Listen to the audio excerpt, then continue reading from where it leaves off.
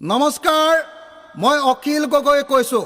শিৱসাগৰ বিধানসভা সমষ্টিৰ বিধায়ক অখিল গগৈয়ে কৈছোঁ।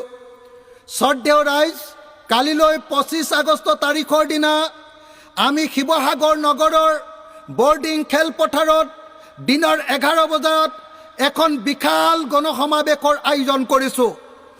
এই গণসমাৱেশখনৰ উদ্দেশ্য হ'ল বানপীড়িত প্ৰলয় পীড়িত মানুহবিলাকৰ কাৰণে প্ৰকৃত ক্ষতিপূৰণ দাবী কৰি অনা।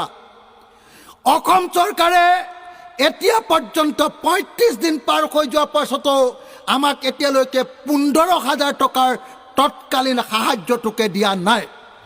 তাৎক্ষণিকভাৱে এই তৎকালীন সাহায্যৰ দাবী উত্থাপন কৰি কালিলৈ 25 আগষ্ট তাৰিখৰ দিনা দিনৰ 11 বজাত ৰাইজৰ দলে এই গণসমাৱেশৰ আয়োজন কৰিছে। মই আপোনালোক সকলোকে এই গণসমাৱেশলৈ নিমন্ত্ৰণ কৰিলোঁ। এই গণসমাৱেশৰ জৰিয়তে আমি প্ৰত্যেকটো পৰিয়াল আৰু প্ৰত্যেকখন ব্যৱসায় প্ৰতিষ্ঠানৰ কাৰণে যিবিলাকত মহাপ্ৰলয় হৈছিলে, পানী সোমাইছিলে, প্ৰত্যেকটো পৰিয়ালৰ কাৰণে আমি 10 লাখ টকাৰ ক্ষতিপূৰণ দাবী কৰিম। লগতে প্ৰকৃত অৰ্থত ছাৰ্ভেটো ভালকৈ কৰিবৰ কাৰণেও আমি দাবী উত্থাপন কৰিম।